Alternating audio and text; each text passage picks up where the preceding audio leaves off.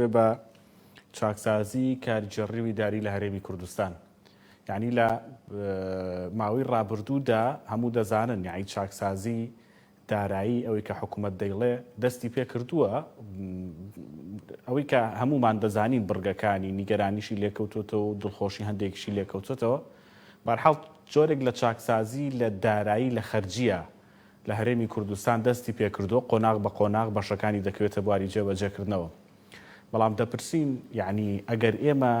گرفتە دارایەکان چارەسەر بکەین، چاکسازی لە بڕگە دارایەکانە بکەین، ئەی بڕگە کارگەڕی ئیدارەکان چۆن دەستکاری بکەین، چۆن کاری لەسەر بکەین، ئایا بڕگە کارگەڕی ئیدارەکان ئەگەرۆکوی ئێستەی خۆی بمێنێتەوە دیسانەوە گرفت بۆ بڕگە چاکسازیە خەرجیەکان دروست ناکاتەوە.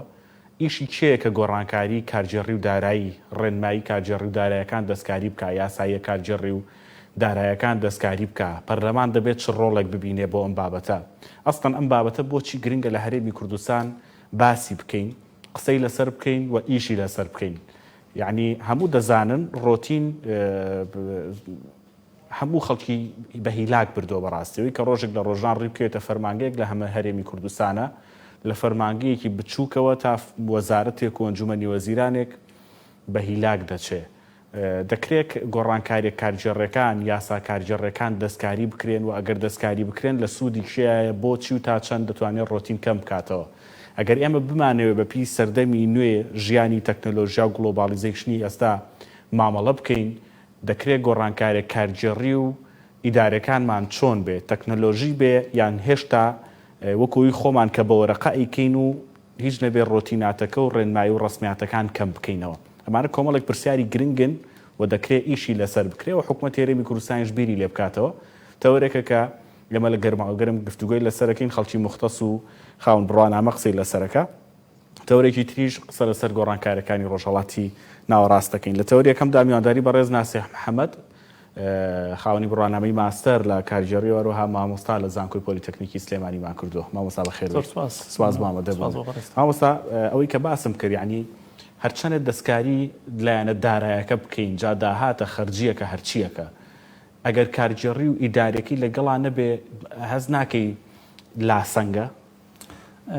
سەرەتا سڵاو بۆ بەڕێستان بۆ بینەرانی گەلی کوردستان. لە ڕاستیدا ئێمە کە قسە لە کارگێڕیەکەین سەرەتا بزانین کارگێڕی چییە. باش کارگێڕی پرۆسەیەکی بەردەوامە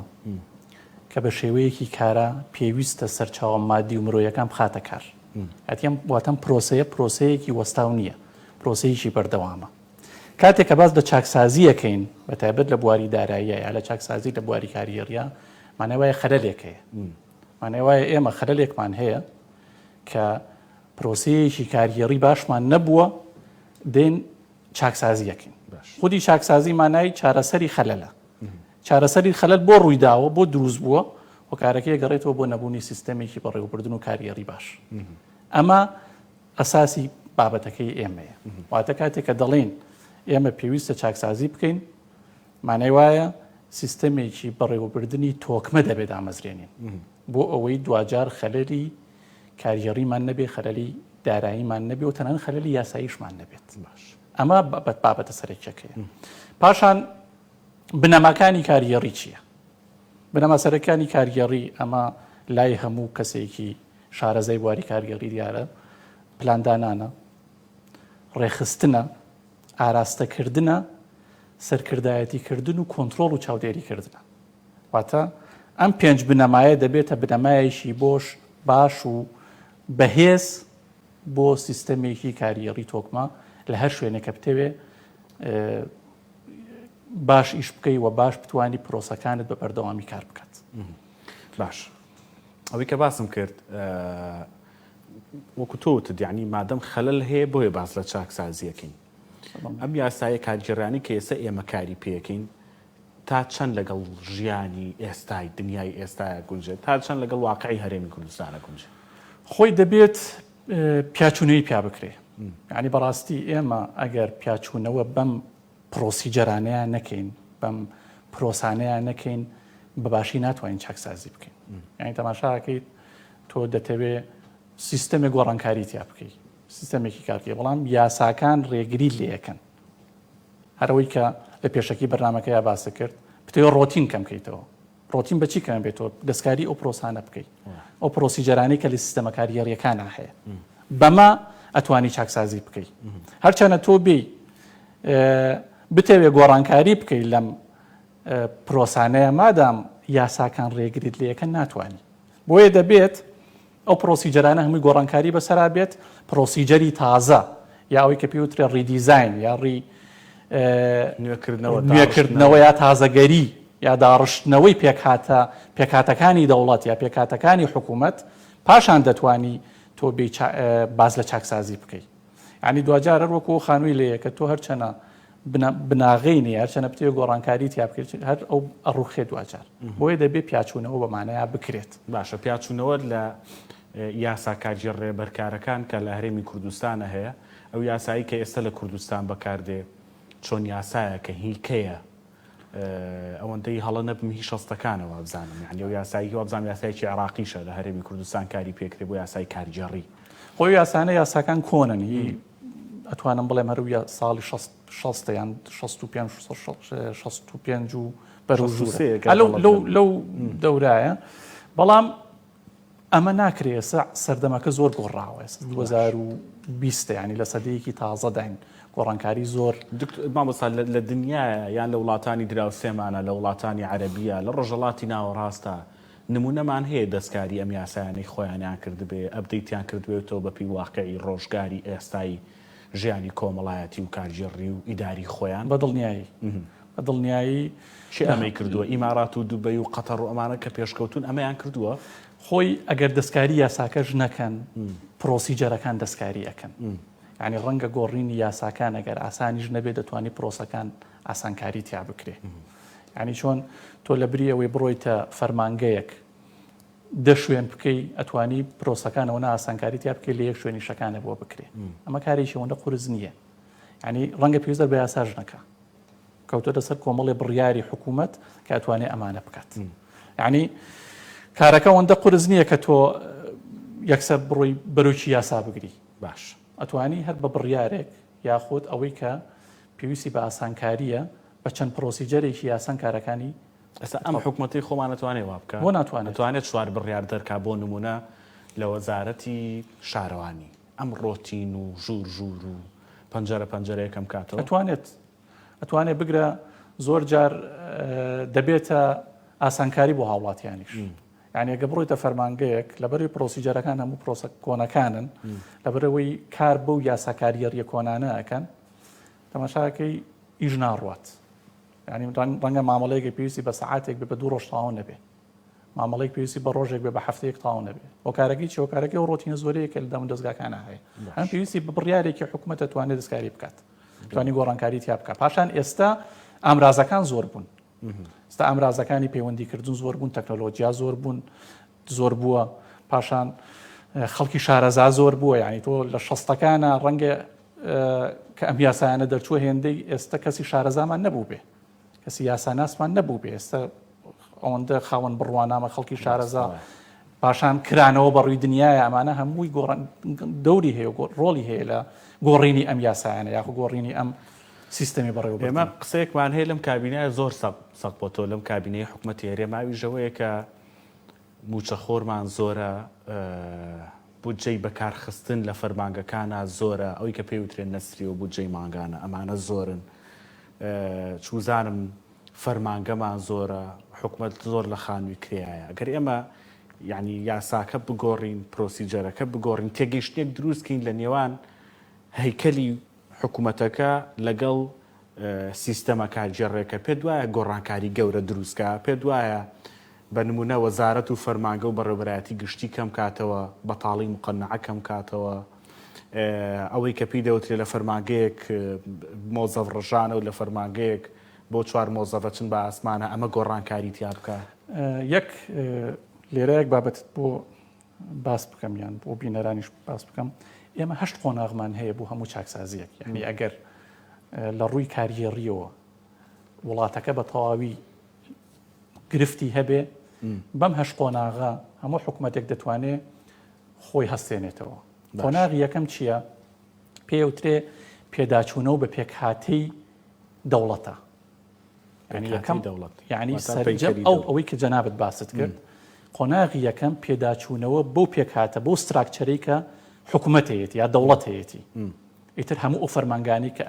ئەتەکەوێتە ژێر چەتری حکوومەتەکە ئەمە قۆناغی یەکەمە. دوجار قۆناغی دووەم پەرەپێدانی ئیداری ئەلکترۆنیە. مەبەستمە باسی بکەین ئیداری ئەلکترۆنی بەرەو حکوومەت ئەلکترۆنی باسیەکەین. قۆناغی دووەم ئەوەیە. قۆناغی سێهەم پێداچوونەوەیە بەو سیستەمەی کە خزمەتگوزاری پێشکەشەکە. ئەو سیستەمە گشتیە لە ڕوو ڕسومات و باج و پێبژاردن و هەمووی ئەوەی کە پێی وترێت سیستەمی خزمەتگوزاری گشتی پێداچوونەوە بە پرۆسەکانی بە پرۆسیجەرەکانی. قۆناغی چوارەم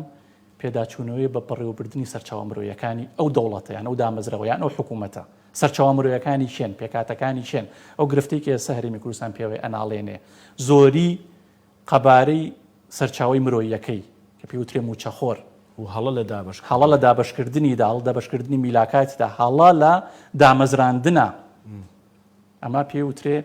پێداچوونەوەی پیا بکرێ ئەمە قۆناغێکی ترە. قۆناغێکی تر پێداچوونەوە بە کەلتوری دامەزراوەیە پێوترێ ئۆرگانیزیشن کەڵچەر کەلتوری دامەزراویمان چۆنە و بارودۆخی چۆنە و قۆناغێکی تر پێوترێ قۆناغی کۆنتترۆل و چاودێریکردن. ئەمە ئەگەر هەر وڵاتێک هەر حکوومەتێک بتوانێت ئەم قۆناغانە جێبەجێ بکە لە سیستەمی بەڕێوەبردننی خۆیان گۆڕانکاری گەورە دروستە بێت. بەڵام هەر تۆ بێ هەموو فۆکەسەکەت لەسەر بابەتێک بێت ئەمە پێی ناوترێت چاکسازی کە دوجار دروستە بێتەوە. باش مامۆستا بەڕێی تۆ ئێمە تایسە بۆ لە کوردستان لە دوای نەوەیەکەوە لە دوای 2023ەوە دەستمان بۆ بابەتە نەبردووە حکوومەتەکەمان باسی نەکردووە پەرلەمانەکەمان قسەی نەبووە لەسەری کابینە جیاوازەکان پێشنیار و بەرنمەیان نەبووە لەسەر ئەم بابەتە. ئەبێ هۆکار چی بێ ئیرادە نییە سیاسەت نایەڵێ بیریان بۆی ناچێ نایانەوێ بگۆڕدرێ حەزیان لە ئیمزا و مۆرە چییە مۆزوع؟ هۆکارەکە ئەوەیە ئێستاش لە هەموو دنیاە ئەو بەشی کە پێوترێ بەشی بەڕێوەبردن ئەدمینیستریشن یان مەنیجمنت لە هەموو دنیای لە تۆپایە یعنی زۆرینەی سیاسیەکانی دنیا یان مەنیجمنتیان خوێندو یا قانونیان خوێندو. ئەمە یەکێک لەوەکە لێ ئێمە پشتگوێ خراوە لای ئەمە ڕەنگە کۆلیجیک بەڕێوەبردن لە ئیحتیمای پێ نەدرێت لە حاڵەتێکە عمودی فەقەریە وڵاتێکە. باش ئەمە یەکێک لەوە کارەکان یەک لەوە کارەکان مەشغوڵبوون بە بابەتی ترەوە بابەتی لاوەکی مەشغوڵبوون بە هەندێک بابەتەوە کە ڕەنگە هیچ ضرورەتێکی نەبێ. باش یەکێکی تر لەو هۆکارانە پەیوەندی بەوە هەیەکە کەسانی شارەزا قسەیان لەگەڵ نەکراوە یان ڕاوێژیان پێ نەکراوە لەسەر ئەم بابەتانە. ئەی کەسانی شارەزا خۆیان قسەیان هەبووە لەسەر ئەم بابەتە یان کەسانی شارەزا خۆیان قسەیان نەبووە. ئەمە هۆکارەکان ینی بڵێم ئەگەر زۆر قسەی لەسەر زیاتریشە. باش پاشان گرنگی نەدان بە کۆی سیستەمی بەڕێوەبردن لە وڵاتە. ئێمە لە وڵات لە کوردستانە ڕەنگە 4 ساڵ جارێ یان 5 ساڵ جارێ انتخابات کرابێ حکوومەتێک هاتبێتە سەر حکم دوجار ڕۆشت بێ بەڵام کەسێک نەبووە کە پلانێکی استراتیجی بۆ خودی حکوومەتەکە دابنێ ئەمەی خۆی بە میوان زانیوە ئەمە بابەتەکەیە. باش چ لە ئاستی دامەزراوە بچووکەکان چ لە ئاستی دامەزراوە گەورەکان. باشە باسی لە کارژێڕی ئەلکترۆنی کرد تەواو ئەمە بابەتێکی تازەیە ڕەنگە بۆ ئێمە تازە بێت ئەجنا لە دنیادا بوونی هەبێ و بوو بێ بە جۆرێک لە جێگرەوەی ئەو سیستمێکی ئێستا ئێمە بەکاری هێنین بۆ بابەتی کارژێڕی و ئیدارەدان. کارژێڕی ئەلکترۆنی ئەسڵەن خۆی چییە و ئێمە سوودی لێ بینین ئێستا دەستکەین بە کارژێڕی ئەلکترۆنی یا دەبێت ئەو قۆناغانی پێشتر باست کرد لە چاکسازی لە پیاچوونەوە لە داڕشتنەوە لە پەیکەر بەندکردنەوە اینجا بچینە سەر کارژێڕی ئەلکترۆنی. خۆی کارگێڕی ئەلکترۆنی گۆڕانکاریە لە سیستەمی کارگێڕیە ئەو کارگێریە کلاسیکی و تەقلیدی کە هەیە بەرەو کارگێریەکی ئەلکترۆنی کە پشت بە تەکنۆلۆژیا دەبەستێ. باش واتە ئەو پرۆسیجەرانەی کە سیستەمێکی کارگێڕی کلاسیکی پشتی پێدەبەستێ لە کارگێڕی ئەلکترۆنیە لە ڕێگەی تەکنۆلۆژیا و ئاسانکاری بۆ دەکرێت. ئەمە وەکو پێناسی کارگێڕی ئەلکترۆنی وەکوەوەی کە ئێمە دەتوانین ئەم قۆناغا لەم قۆناغەیە یان ئیش لەسەر کارگێڕی ئەلکترۆنی بکەین دەتوانین بۆ ناتوانین. کارگێڕی ئەلکترۆنی بنەماکانی چییە؟ تۆ پیاچوونەوە بە هەموو ئەو پرۆسیجەرە کارگێڕیانەیە بکەی دوجار کولفەیەکی بۆ دیاری بکەی کەلتوری کاریگەری ئەلکترۆن لە نەو دامەزراوەکانە بچەسپێنی کەسانی شارەزا ڕابێژیان پێ بکەیت و بتانی فاوندیشن یان وەکو بڵێن بنامەیەکی تەکنۆلۆژی باش بۆ سیستەمەکە دروست بکەیت. بەڵام ئەمە پێویستی بە چییە؟ پێویستی بە بڕیارێکی چارە نووسازێ و پێویستی بە ئیرادەیەکی بەهێزی حکوومەتەیەکە ئیش لەسەر ئەم بابەتە بکە. کاریگەڕی ئەلکترۆنی ڕەنگە کولفێ لە سەرەتاوە کولفەیەکی زۆری بوێ، بەڵام دوجار زۆر ئاسانکاری دەکات. دواترش کولفەیەکی زۆر دەگەڕێتەوە بۆ کولفەیەکی زۆر دەگەڕێتەوە لە زۆرێک لە کڕینی قرتاسیە و بەرید و ئیفاد و بەنزینەوانش نەجات داوان بەڵێ بەدڵنیایی نەجاتدا، بەڵام ئەوەیە ڕەنگە بۆیە تا ئێستا بیری لێ نەکراوەتەوە گرفتی تر دروست بکات. ڕەنگە گرفتی تر دروست بکاوەکەوەی کە بەشێکی زۆری خەڵک بێکار بکات. چکە ئەوەی کە لە کاریگەڕی ئەلکترۆنیە یەک کەسێکە لە کاریگەڕی کلاسیکە 10 کەس ئەیکات. یعنی کەمکردنەوەی سەرچاوی مرۆییەکان. بەڵام لە هەمان کاتە سیستەمێکی تۆکمەیە بۆ بەڕێوەبردننی هەموو حکوومەت و وڵاتێک. گرفتەکە زین لە چیە کاک هەران؟ گرفتەکە لەوایە وڵاتانی شەرق وە نەبێت تەنها هەرێمی کوردستان، وڵاتانی شەرق بەدەستی ئەم سیستەمە کلاسیکی و ئەناڵێنن بۆ لەبەرەوەی ئەم وڵاتانی شەرق پشتیان بە داهاتی نەوتە بەست، پشت بە داهاتی نەوتە بەستن. داهاتی نەوتیش تاکێکی بەکاربەر دروستەکە، باش تاکێکی بەرهەمێنەر دروست ناکە. تاکی بەکاربەرش دایمەن پشتی بە موچە دەبەستێ، ینی چاوەڕێ و موچەیەکە. وڵاتانی شەرقی ئاسیا بۆ پێشەکەون لەبەرەوەی وڵاتێکی تەکنۆلۆژین پشت بە داهاتی نەوت نابەستن، پشت بە سەرچاوی مرۆیی ئەبەستن، سەرچاوە مرۆیەکانیان خۆیان خاوەن داهاتن. ینی ئەوان دێن ئیش لەسەرم بابەتانە ئەەکەن. یعنی کۆریای باکوور باشوور بڵێن کۆریای جنوبی لە 2002 استراتیژی حکوومەتی ئەلکترۆنی پیادە کردووە، ئیشی لەسەر کردووە. لە 2020 ئەیلاین لە 2002 بڕیاری داوە 2020 بێ بە حکوومەتی زیرەک. یعنی تر شتێک بە ناوی حکوومەتی فیزیکی نامێنێت، حکوومەتی زیرەک، یعنی حکوومەتێکە هەموو شتێکی بە تەکنۆلۆژیایە. ئەوان لە 2002 استراتیژی ئەوەکەن، یعنی 8 ساڵە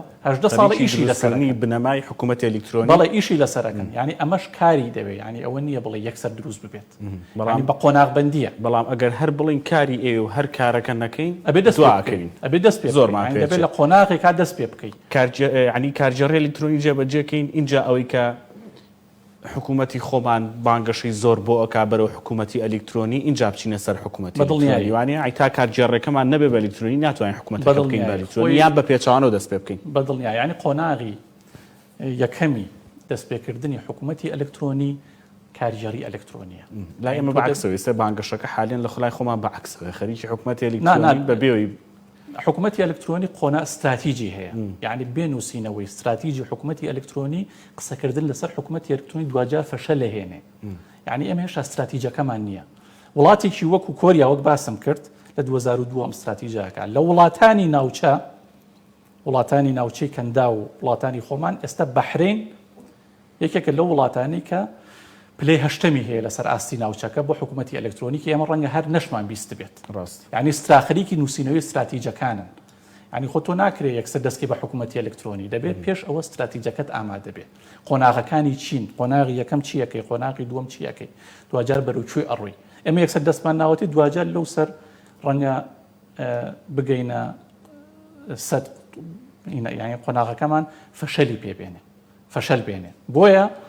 پێشە شتێک دەبێت بیر لەوە بکرێت و استراتیژێکی بۆ بنووسرێتەوە. باش ڕوئیاکەت چییە؟ هەنگاوەکانت چین؟ پلانەکانت چین؟ دوجار بیر لەوە بکرێتەوە حکوومەتە پیادە بکرێت. باش ماوەستا دوا پرسیارم خۆشتە گەر شتێکت ما بێت لەسەر گۆڕانکاری یان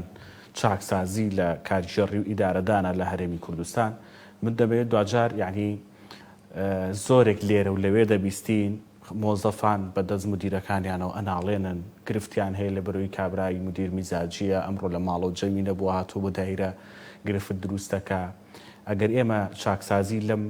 بوارە کارگەڕیە دروست بکەین، ئەگەر ئێمە کارگەڕی وەکو فەنێک ببینین، وەکو علمێکی جوان ببینین، دەکرێت ئەمانەش بگۆڕێ، دەکرێت مۆزەف و مدیر تەنها مۆزەف و مدیر نەبن هاوڕێ و هاوپیشە بن. من باسی ئەوم کرد کە لە قۆناغەکانی چاکسازیە یەکێک لەو فەقەرانە فەرهەنگ و کللتوری دامەزراوەیە ئەو بەشێکە لەوە واتە هەڵسوکەوتی فەرمانبەر لەگەڵ فەرمانبەرە هەڵسوکەوتی بەڕێوەبەر لەگەڵ فەرمانبەرە هەڵسوکەوتی سەرۆکی دامەزراوەیەک لەگەڵ فەرمانبەرەکەیە ینی کللتوری دامەزراوەی یەکێکە لەو بابەتە گرنگانی کە ئەمڕۆ زۆر قسەی لەسەرەکرێ ئەوی کە پێترێ ئۆرگانیزیشن بیهیڤەر کە لای ئێمە زۆر لاوازە ینی ئێستا ئێوە لەم مؤسسەیە کە ئیشەکەن ئیتر خۆتان نین کاگاران خۆی نییە کاگاران ئەبێ بە نوێنەری ئەم مؤسسەیە بەرگ و جلوبەرگی کللتوری خۆی وەکو کاگاران لە دەرەوەی مؤسسەکەی تر داعەکەنێک هاتن ئەو مؤسسەکە دەبێ بە نوێنەرایەتی گەلی کوردستان ئەبێ هەموو فەرمانبەر و بەڕێوەبەرێک لە دەرەوە هەرچیەکە ئەو کللتورەت بەجێ بێڵێ هاتنەوە مؤسسەکە دامەزراوەکە کللتوری ئەوە دەبێت کللتورێکی هێندە جوانی دامەزراوەکە پیشانی دەوروبەرەکەی بدا کە هەموو کەسی حەست بکە و دامەزراوەیە کار بکە ئەمە بابەتێکی زۆر گرنگە بەشێکی سەرەکیە لە زانستی زۆر گەورەشەیە لە هەرێمی کوردستان بەڵێ بیزڵبێت یعنی ئێستا زۆر جار تۆ چیتە فەرمانگەیەک هەل لە پرزگەکە تااقەت نییە بڕۆیتە ژوورەوە بۆ لەبەرەوەی کللتوری دامەزراوی تیادا نەمەزراوە ئەو کللتوری کە ئەو فەرمانگەیە ڕەنگە بە شیعاراتە بێ بەڵام ئەو فەرمانبەرە لە خۆیان ڕەنگی نەداوەتەوە ئەوی کە لەو شوێنە دانیشتووە یان بۆ شێوازێکی ناڕێک و پێک لەگەڵ بەرامبەرەکەی هەڵسوکەوتەکە بۆیە کللتوری دامەزراوەیی بەشێکە لەو بابەتە گرنگەی کە لە چاکسازی کاریگەریە دەبێت پشتی پێ بەسرێ کە بابەتێکی زۆر زۆر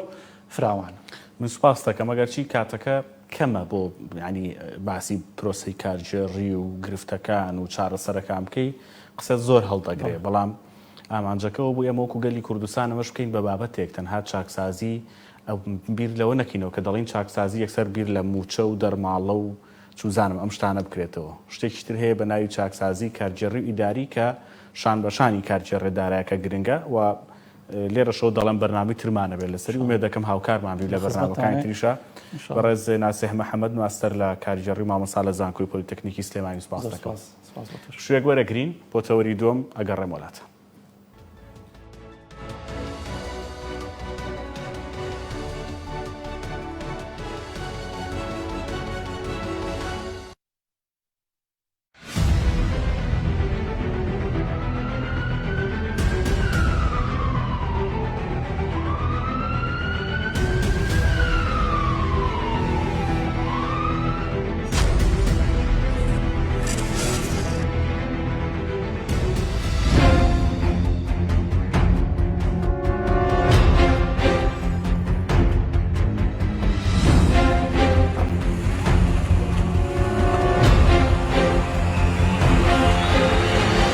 کەم کەسێ ئمڕۆ بێزار نەبوو بە دەست ماتۆرسکیلەکانیانی ئەو فڕەفڕ و دەنگە دەنگ و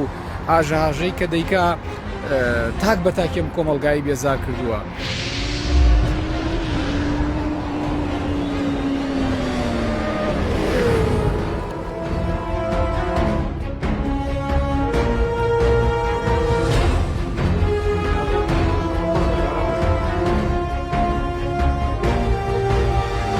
سەبارەت بە لیژنەی تۆبی ئەو وڵاتیانەی کە یانەیە بنەخاوانی مۆڵەتی شۆفێری یەکێ لە مەرجەکانی پێدانی مۆڵەتی شۆفێری ئەبێت لە لیژنەی پزیشکی دەرچێت.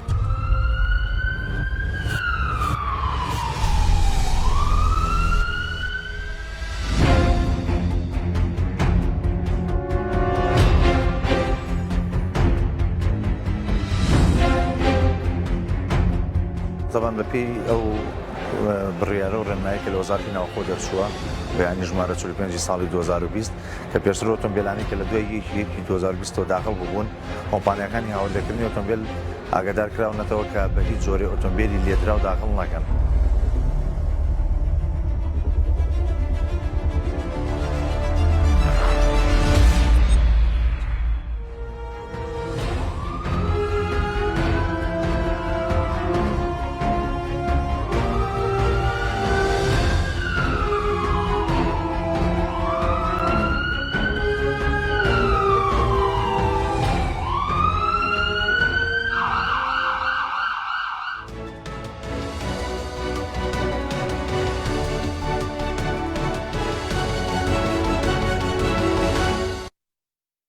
جاری تر سڵاوتان لێ بێ بەڕێزان تەوەری دووەم گفتوگۆکردنە لەسەر گۆڕانکارەکانی ڕۆژهەڵاتی ناوەڕاست ئەوەی کە دەگوزارێت لە ناوچەکە و کاریگەریان لەسەر وڵاتانی جیاوازی بەتایبەتی وەکو عێراق. ئێستا لە سووریا دۆخی تازە هەیە، لوبناان لە دوای تەقینەوە گەورەکە دۆخێکی نوێ هەیە، لە لیبیا و ئەو ناوچانە دۆخی نوێ هەن. ئەگەر چی ئەگەر زۆر لەسەر ئەم بابەتە بڕۆین وڵات بە وڵات وردی کەینەوە بازە بەرژەوەندی وڵاتانی زلهێزی جیاوازی وەکو رووسیا و چین و ئێران و تورکیا و ئەمریکا لەسەر ناوچەکە بکەین ڕەنگە کاتێکی زۆرمان بێ، بەڵام ئەوەی زیاتر پێیوەستە بە عێراق و هەرێمی کوردستان و دراوسێمان و نزیکن و کاریگەریان لەسەرمانە بێ شیکردنەوە بۆ ئەو ڕووداوە ناکەین، بۆ ئەو ناوچاناکەین و ئایندە خوێنیەک بۆ ئەو ناوچاناکەین. ئەوەندەی کە لە بیرمان بمێنە بە میوانداری بەڕێز حەسەن بارام چاودێری سیاسی کە بە سپاسەوە لە ستۆدیۆ لەگەڵمە کاک حەسەن بەخێر بێ. سپاس بۆ کتێبەکانیش هەرزارە کردم. کاک حەسەن، لە ئەمریکا حەزەکەم لەوە دەست پێ بکەم چونکە بابەتێکی گرنگە بەڕاستی. ئەمریکا مانچی 11 هەڵبژاردننی سەرۆکایەتیەکە ئەو کەسانی کە منافسنیشیان ترەمپە کە بە پارە پەیاکەری ئەمریکی بازرگانە ئەمریکیە گەورەکە بە دەر لە سەرۆک ناسێنراوە و لە دوایەوەی ئەو دەست بەکار بۆکو سەرۆکی ئەمریکا یعنی سروشتێکی یان دیوێکی تری ئەمریکامان بینیوە کە ئەوش پارە و مەسلحەتە لە لای ئەمریکیەکان. یەکێک کە منافسەکەیەتی بایدنە، بایدن ئەگەرچی لە قۆناغی جیاوازە ئەم پیاوە دەناسرێت، بەڵام یەکێک لەو شتانی کە بایدنی پێناسراوە دابشکردنی عێراق بۆ 3 هەرێمی جیاواز، بۆ 3 وڵاتی جیاواز کە هەمووان دەڵێن خۆزگە بایدن ببێ بە سەرۆک بۆی کە عێراق بێتە 3 بەشەوەریەکەمان حکمی خۆمان بکەین بە تەواوەتی و داهاتی خۆمان بۆ خۆمان بێ. وەڵحاڵ قسەکە لەسەر عێراق نییە بە تایبەتی. بایدن بێ یا ترەمپ بێ، ئەمریکا استراتیژ و سترەکتەر و بەرژەوەندی و هێز و سوپای خۆی لەم ناوچەیە ئەگۆڕێ لە ڕۆژهەڵاتی ناوەڕاستیان ئەمریکا و ئەوەی کە هەیە هەر ئەمریکایە جا بایدن بێ یان من و تۆ بین بەسەرۆک. بەڵێ زۆر سپاس بۆ دەرفەتە کاکارم. لە ڕاستی ئێمە پێش ئەوەی بچینە ڕاستە خۆ بچینە سەر وەڵامیەوە دەبێت دقت لە سیاسەتی ئەمریکی بدەین، ینی مەشهدی سیاسەتی ئەمریکی چی دیموکراتەکان بێ چیش کۆماریەکان بێ کۆمەڵێ مەبادئ و پرەنسیپ و ئامانج و استراتیژەیە لە سیاسەتی ئەمریکا ئەمانە سابەتن جێگیرن نەگۆڕن بە تایبەتیش لە ڕۆژهەڵاتی ناوەڕاستە کە خۆی لە بابەتی ئەمنی ئیسرائیللا دەبینێتەوە، پاراستنی ئەمنیەتی ئیسرائیل و 2 لە شەڕی تیرۆرا دەیبینێتەوە، 3 لە پاراستنی بەرژەوەندی ئابوووریەکانی خۆیدا دەیبینێتەوە، 4 پاراستنی وڵاتانی کەنداو و کۆمەڵی بابەتی تر. کەواتە لە هەردوو حاڵەتەکە ئەگەر دیموکراتەکان بێن یان کۆماریەکان بێن کۆمەڵی شتی بە نسبەت سیاسەتی ئەمریکاوە کۆمەڵێک هاوکێشەی نەگۆڕە هاوکێشەی نەگۆڕ. بەڵام لە چیە گۆڕانکاری دروستە بێن؟ ئێمە دەزانین سروشتی ئەم دوو حیزبە لە سیاستکردنەوە لە بەکارهێنانی ئامرازەکانە جیاوازیان هەیە. باش بۆ نمونە دیموکراتەکان بە سروشت ئەوان کار لەسەر چوارچێوەی سنووری ئەمریکاکەن، ینی بابەتە ناوخۆیەکان ئەولەوێتی کاریانە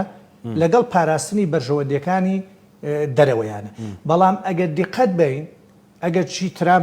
لەم تەرزە لە کارکردن هەوڵیا یعنی لەسەر هەردوو تەوەرەکە ئیشکە هەم لە نێڵانی بێکاری و بەتاڵە لە ئەمریکا و لە بابەتی باج و زەری بە ئەوانە کۆمەڵی گۆڕانکاری جددی کرد و هەمیش لە ئاسی دەرەوە کۆمەڵێ هەنگاوی نا و هەندێک لە هەنگاوەکانی جێگای پرسیارن و ئەوەیە کە جەناب لە پێشچێکە ئاماژت بۆی کرد. ئەو جارێ نەسەرەوەی کە لە سەرەتای مانجی 11 ئەم ساڵە هەڵبژاردنێکی گرنگ ڕووەدا لە ئەمریکا. هەموو هەڵبژاردنەکان گرنگن، بەڵام لە ئێستادا دۆخی جیهان و دۆخی سیاسەتی ئەمریکی و بە تایبەتی لە ڕۆژهەڵاتی ناوەڕاستە هەموو شتەکان جیاوازن لە 4 ساڵ پێش ئێستاکە. کەواتە کارکتەر و بڕیاری جددیتر و استراتیژی قوڵ و دوورمەودای تری پێویستە. هەر پێشەوەی بچینە سەر ئەوە لەسەر کارکتەر دوو کارکتەر ئێستاکە ینی تا ڕادەیەک ساغ بوونەتەوە جۆ بایدن و ترامپە هەریچیان نوێنەرایەتیشە لە ئەو دوو حیزبە گەورەیەکەن دوو کارکتەری زۆر جیاوازن. کارکتەری جۆ بایدن کارکتەرێکە ناسراوە و کارکتەرێکی سیاسیە و کارکتەرێکی شارەزایە لە چی دەگوزێرێ لە جیهانە و ئەزمموی سیاسی هەیە و مامەڵەکردنی هەیە. بۆ نمونەوە کۆی کە تۆ ئاماژە پێکرد ئەو خاوەنی دابشکردنی عێراقوانەیە و چەندی پرۆژەی ترەیە جۆ بایدن ئەوەی کردووە لە بەرامبەرە ترامپمان هەیە ترامپ کە هەمیشە لە چاوی بزنس و لە چاوی کۆکردنەوەی پارە و داهاتەوە دەڕوانێتە بەشە لە مامەڵەکان ترێ نووسیبی لە چای کابرا کەچەڵەکەی ناو دۆلارەکەەوە قسە لەگە خەڵک بۆیە ئەمە دوو کارکتەری زۆر جیاوازن یعنی بە پێی هەڵسەنگاندن بۆ هەموو سەرۆکەکانی ئەمریکا و بۆ سیاسەتی ئەمریکا ترامپ پشتێکی دیاردەیەکی نەشازە لە مجمەلی سەرۆکەکانی ئەمریکا ینی دیاردەیەکە پێویستی بەوە هەیە دوای ڕۆشتنی خۆشی زۆر لێکۆڵینەوەی لەسەر هەڵسوکەوت و ڕەفتار و سیاست و خیتابەکانی بکرێ و لەگەڵ هەموو ئەوانشتا کارکتەرێک ڕاست بۆتەوە ئێستاکە لە بەرامبەر ترامپا کارکتەرێکی بە ئەزمونە و کۆمەڵێ پرۆژەی وردی هەیە سیاسەتزانە و ترامپ کۆمەڵی هەڵی کردووە ینی دەکرێەوەی لە سیاستە پێڵێن فەزیحا ینی کۆمەڵی ئابڕوچوون نەگەڵ ڕوچوونی ئەوە سیاسی ینی دووچاری بۆ ئەم لە پەیوەندەکانی نێوان پەیەدە و تورکیا و لە کۆمەڵی بابەتی ترە یەکێ لە برازاکانی کتێبیی لەسەر نووسیوە کە باسی ئەوواکە و هەندێک لە دۆستەکانی ترام لە ئێستادا باسی ئەوواکەن کە ترام کەسێکی دۆڕوو و فێڵباز و دەڵێن نەفسیان تاو نیە نفسیان زۆر خوێندنەوەی جیاوازی بۆ دەکرێت تەنانەت لە بابەتە مەراسیم و ئەتەچێتشە ئەو شتێکە جیاواز لەمەکانی ترە و هەروەها لە دەرەوەی ئەو شتە کارپێکراوە هەیە کە لە مەراسیم و پێشوازی لە میێوانەکان ئێمە قسەمان لەسەر ئەوە نیە دوجار قسەمان لەسەر ئەوەیە ئایا بەڕاست ئەگەر بۆ نمونە ترامپ دەرنەچێت جۆ بایدن دەرچێت سیاسەتی ئەمریکا دەگۆڕێت لە ڕۆژهڵاتیەوە دەگۆڕێت بەڵام کام گۆڕین گۆڕینی ئامرازەکانە گۆڕینە لە بیرکردنەوە گۆڕینە لە پلانەکە لە چۆنێتی مامەڵەکەدا ئەچنا ئیسرائیل هەر ئیسرائیل و سعودی هەر سعودی و ئێران هەر بەرژەوەندەکانی ئەمریکا شەر بەرژەوەندەکان ئەمە ڕۆژهەڵاتی ناوەڕاستە ینی کاک ئەمە ڕۆژهەڵاتی ناوەڕاستە ناوچەیەکی گەرمی کێشاوی ناوچەیەکی ئاڵۆز ناوچەیەک بۆتە مەیدانی ململانی زلهێزە جیهانیەکانیش و لەگەڵ ئەوەشدا ئەم ناوچەیە خۆی ناوچەی بۆتە فابریقەی بەرهەمێنانی شەڕ و ئاڵۆزی و تیرۆر و پێکدادان هەر لەسەر ئەوەی ئەم دوو سەرۆکیان ئەم دوو منافسە بۆ سەرۆکایەتی قسەیەک ئێستا باوە لە ناوتۆڕە کۆمەڵایەتەکان هەندێک میدیاش ئیشی لەسەر کردووە میدیای کوردی خۆمان مەبەستم یعنی باز دەواکەن بایدن خاوەنی پرۆژەکەی و پرۆژەکەی لە عێراقا جێبەجێەکە ئەمە ممکنە یعنی ئەمریکا مەبەستێتی عێراق سێ پارچە بێ سێ هەرێم بێ سێ سەرۆک بێ سێ حکوومەت بێ سێ تایفە بێ سێ دین بێ سێ نەتە و پێک هاتە بێ یعنی ئەمریکا یا جۆ بایدن خۆی قەناعەتی بەمە هەیە ئەوەندەی کە یعنی خوێندنەوەت هەبێ بۆ هەنگاوەکانی بایدن یان ئەوەندەی کە خوێندنەوەت هەبێ بۆ وتارەکانی و ئەو هەنگاوانی کە ئێستا دەینێ بەرە و هەڵبژاردن و بە ئاراستەی عێراقدا قسە بکات بایدن نیەتێتی شتی واجێ بەجێ بکات لە عێراق کاکارم ینی دیاردەیەک هەیە لەناو بەرپرسانی ئەمریکا وڵاتە یەکگرتووەکانی ئەمریکا هەتا لە هەرێمی دەسڵاتە کۆمەڵێ لێدوان و کۆمەڵێ تێزی هەیە قسەی لەسەر ناک کە کاتێک لە دەسڵات دوورەکەوێتەوە هەندێک شت باسەکە بەڕاستی ئەمە بۆتە دیاردەیەک لە نێو مەشهدی سیاسی ئەمریکا مەسەڵەن بە نمونە جۆن پۆڵتن ینی قسەیەکی خێری بۆ ناکردین کە کاتێک لە یاریەکاتە دەرەوە کۆمەڵێ تێز و کۆمەڵی قسە ئیشی لەسەر عاتیفە بەڵێ بە هەمان شێوە ینی دەبێت بە هەمان شێوەش مامەڵە لەگەڵ بایدن بکەین و دەبێت بە دیقەتەوە ئەوە بکەین ئایا ئەو خاوەنی ئەو پرۆژەیە ئەگەر گەمەکەی بردەوە بوو بە سەرۆکی ئەمریکا دێت ئیش لەسەرەوە بکە بەڵام لە ئەسڵا زەمینە هەیە بۆ ئیشکردن لەسەر ئەوە لە عێراق چونکە عێراق خۆی وڵاتێکە لە ساڵی 1920 تا ئێستا دروست بووە وڵاتی شەڕ و وڵاتی فرێنەتەوە و وڵاتی فرەئاین و فرەمەسەب و وڵاتی فرێکێشە بووە ینی یان دەبێت بە داگیرکاری بەڕێوە ببرێت یان دەبێت سیستەمێکی دیکتاتۆری بێ ئەجینا وەکوتر عێراق جوگرافیا جیاوازە نەتەوە جیاوازە و ئەم سێ پێکاتە سەری چێشکە لە عێراقایە زۆر تااقەت و دەرەتانی کارکردنیان پێکەوە نەماوە حوسڵیەوەیان نەماوە بە تایبەتی لە دوای پرۆسی ئازادیەوە ئەزمونونەکە دەریخستم سێپێکەکانی ناتوانێت پێکەوە هەڵکەن بەڵام پرۆژەکانی ئەمریکا و پرۆژەکانی بایدنیش تووشی بربەست بوون سەرەتا سونە هەمیشە گوتارێکی کۆنی شۆفێنانەی نەتەوایانەی هەبوو کە هەمیشە دەیویست وایزانی دەبێت عێراق بگەڕێتەوە ئەوان حاکمن لە بەغدا ئێستا بۆیان دەرکەوت ئەمە بۆ ڕابردوو وێران دەبوو وێرانیش بوون بۆیە ئێستاکە هەموو ئەلتەرناتیڤێکیان قبوڵە بەڵام نەبنە قوربانی و زەحیەی مەسەلەن گروپە چەکدارەکانی حەشدی شعبی یان نەتەوەیەکی تر یان مەزهبێکی تر بۆیە ئێستا زۆربەی شیعەکان لە ئاستی سونەکان لە ئاستی شەقام و لە ئاستی سەرکردە سیاسەکانیانە ئەوان داکۆکی کەری سەرەکی لەوەی کە ئەمریکا بمێنێتەوە بەڵام خۆمان دەبینین چۆن هەمویان بە قەومی و چەپ و ئیسلامی تونندڕەوی پڕەگیرەوە چۆن لە دوای پرۆسی ئازادی بوونە تۆپڵی ئاگر و تەقینەوە بە وڵاتە یەکگرتوەکانی ئەمریکا وەڵام کە ئەمریکا کۆتا سەربازی لە 2011 دەرەچێ ئەوەی کە دەبێتە زەحیە لایەن هەژمون و دەسڵاتی شیعەوە سونەکان بە پلەی یەکەم و دواتر کوردە کەواتە ئەم پرۆژەیە زەمینەی هەیە بەڵام دوجار پرسیارەکە ئەوەیە جارێکتی گەرمیەکاتەوە بایدن گەرمیەکاتەوە خاتە سەر سفرەی پراکتیزەکردن و جێبەجێکردن بۆی ئەمە زوویانی قسەی لەسەر بکەین دواتریش کۆمەڵێ شتی تێهەڵکێشن ینی ڕاستەوە تەرحێکە ڕەنگە چەندین کارکتەر و سیاسی تری ئەمریکا هەبێت تەرحی لەم بابەتە و گەورەتریشی هەبێ بەڵام دوجار بەریەککەوتن لەگەڵ بەرژەوەدەکانی ئەمریکا لەگەڵ تورکیا و لەگەڵ وڵاتانی عەرەبی ڕووە بۆیە ڕاستەوەکو پرۆژە لە ڕوتێریوە هەیە بەڵام کە هاتە پراکتیک کاری لەسەر ناکەن چونکە زیانی هەیە بۆ بەرژەوەندی باڵەکانی تریان ئەنجا خۆی لە ئەسڵە ناوچەکە لە بەردەم تەقینەوە و لە بەردەم ئاڵوگۆڕ و لە بەردەم پێکدادان و لە بەردەم کۆمەڵێ ئارێشەی تازان بۆیە هەر کامێکیان بێن من پێم وایە سیاسەتی ئەمریکا لەم ناوچەیە بەردەوام دەبێ و لە جاران لە پێشووتریش زیاتر گرنگجێتە بۆ لەبەرەوەی ئێستا سینیش بەرژەوەندی هەیە رووسیاش بە زەقیاتوە لە ڕۆژەڵاتی ناوەڕاستە ئەوە بکە جا هەر ئەوە نییە بەرژەوەندی هەیە و دۆستەکانی پارێزێ خۆ دەبێت بێ ململالی ئەو دوهێزە گەورەی جیانیشە بکە کە لێرە خەریکە دەست دەگرن بەسەر بەرهەمێنانە و دەست دەگرن بەسەر غازا و دەست دەگرن بەسەر نەوت و سامانە سروشتیەکان و هاوکێشە سیاسەکان دەگۆڕن و هاوپەیمانەکان دەگۆڕن لە ڕۆژەڵاتی ناوەڕاستە بۆیە ئەمە هۆکارێکی سەرەکیە بۆی وا لە ئەمریکا بکە ئەمریکا جارێکی تر بە پلان و بەرنامەی گەورەترەوە بێتەوە باشە کە لەوەتی دەوڵەتی ئیسرائیلی هەیە ئەگەر چی وڵاتانی عەرەبی ژێربەژێر هەر پەیوەندیان بە ئیسرائیلەوە هەبووە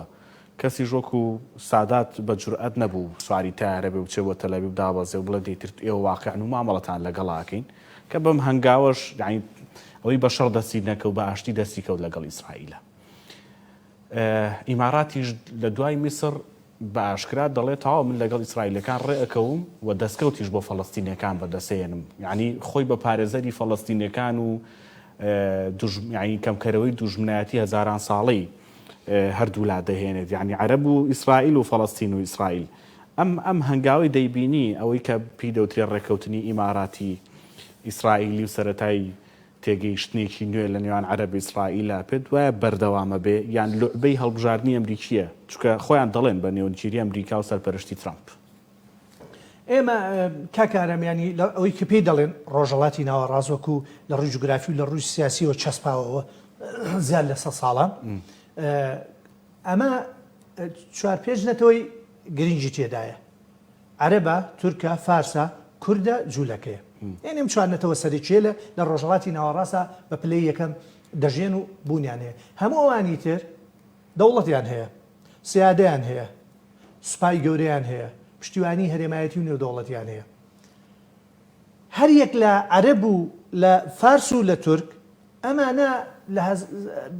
لە سەدان ساڵی ڕابردووە هەرێکیان خاوەنی ئیمپراتۆریەت بوونا و هەمیشە کاریان بەوە کردووە ئەم ناوچەیە بخەنە ژێر هەژمون و دەسەڵاتی خۆیانەوە لە ململانەیەکی توندان بەڵام بە جیاوازیەک ئەوەی کە تورک و فارسێکە عەرەب لەوە جیاوازە بۆی دێمەوە سەر وەڵامی ئەو پرسیارە عەرەب لە ئێستا دەیوێتی تەنها سنووری خۆی پارێزێ باش ینی لە ئێستادا من نایبینم لە ئێستادا لانی کەم ئەجینا وەکو کولتور وەکو مێژوو عرب هەمیشە پەلاماردەر بووە بەڵام لە ئێستادا من قسەم لەسەر ئێستاە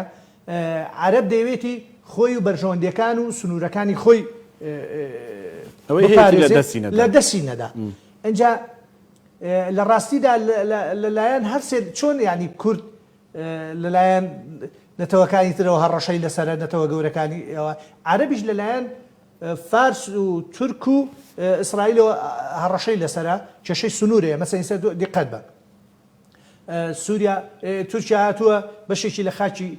سووریا داگیر کردووە بەشێکی لەم خاکە داگیر کردووە ڕاستە کوردستانە بەڵام لە ڕووی جوگرافیەوە لە ڕووسیادەوە بەشێکە لە منزومە گشتێکە عەرەبیەکە مەسەلەن تۆمبی گەورە و بچووک لە بینی ئیمارات و ئێرانە ئەمە کێشەی لەسەرە سەرڕایەوەی کە ئیسرائیل هەم لەناو ئەو خاکەی کە پێی دەڵێن فەڵەستین بەردەوام لە دروستکردنی ئۆردگا و لە دروستکردنی دێ و شاردایە لە هەمان کاتە پەلی هاوشتە بۆ جۆلانیش جۆلانی بەڕستمی خستە سەر بەڵێ ئەخر لە جۆلانەوە پەلا هاوێ و لە سنوورەکانی لوبنانیشەوە بەردەوام خۆتان دەزانن لە کێشایە کەواتە ئێستاکە لە سێ لاوە هەڕەشە لەسەر وڵاتانی عەرەبی هەیە کەواتە وڵاتانی عەرەبی لە ئێستادا لە حاڵەتی بەرگریان ئەمەش کە ڕووی داوە تەمان بێگومان عەرب لە 48ەوە ئەزمموی هەیە لەگەڵ ئیسرائیلە تازە ئیسرائیل دیفاکتۆیە تازە ئیسرائیل هێزە تازە ئیسرائیل دەوڵەتە ئیسرائیل ئەمریکایە کاکە ڕوسیاش پشتگیریەکە کاکە سینیش پشتگیریەکە ڕۆژئاوایش پشتگیریەکەن ینی خۆ نییە مەسلەی ئیسرائیل لە ئێستادا ینی لە ساڵانی ڕابردووە باشترین پەیوەندی لە نێوان ئیسرائیل و تورکیا هەبوو پەیوەندی بازرگانی هەبوو کۆمەڵشتی ژێربەژێر هەبوو خۆ دەوڵەتێکی ئیسلامی و ئیدعای خلافەت و ئیدعای کۆمەڵی شتەکە کەواتە دەبێ عەرەب بیر لەوە بکاتەوە ئیتر بەشەڕ ناتوانێت لەگەڵ ئیسرائیلە گەمەکە بباتەوە و ڕەنگە شتی تریش لە دەست بدە ئەگەر بەردەوام بێلەوە چکە هاوکێشەکان و بوونی ئیسرائیل وەکو وڵاتێکی سەربازی پڕچەک دەوڵەمەند و پشتیوانیی زۆر خاوەنیجایکی زۆر خاوەن مخابراتیی بەهێز بۆیە تا ڕادەیەک ئەمە ژیریە لە ئێستادا وڵاتانی عەرەبی بکەونە گفتوگۆوە بۆی شتی تریش لە دەست نەدەن و بۆش بربەستێ لە ڕێگای ئەم گفتوگۆ و پرۆسەی ئاشتەواییەوە دروست ببێت کە بە ئیمارات دەست پێ کردووە بە پێی پێشبینیەکان لەسەر چەند وڵاتێکی تریش ئەگەریەوە هەیە ئێستا لەگەڵ سوودانە گفتوگۆیەکەیە ینی پێچێ سوودانیشی چێ بێ لە وڵاتانەی کە ئەوە بک لەگەڵ ئیسرائیلە باس لە ئەردن نەکرێەوە کۆبوونەوەیکی سێقۆڵیشەیە لە ئەردن لە بینی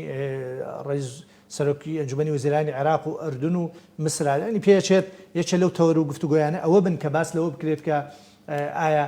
چی بکرێت لەبەرەوەی لە یەک کاتە عەرب ناتوانێت دژایەتی ئەم هەموو نەتەوانە بکات و خۆشی ڕابردوویەکی بەڕاستی خراپی هەیە لە پەلاماردان و داگیرکاریە کەواتە ئێستا یەکێک لەو ئامانجە سەرچانەی کە لە استراتیژیەتی ئەمریکایە لە ڕۆژهەڵاتی ناوەڕاست بابەتی گفتوگۆی ئاشتیانەی نێوان ئیسرائیل و وڵاتانی عەرەبیە بە دیاریکراوەی کەنداو.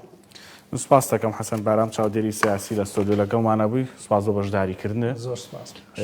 قسەی زۆر هەڵەگرێ بابەتەکە زۆرە هێنە بەڵام کاتەکە هەرەوەندەیە سپاس بۆ بەشداریکردن سپاس بۆ ئەوش کە بینەر بوون خاتان لەگەڵ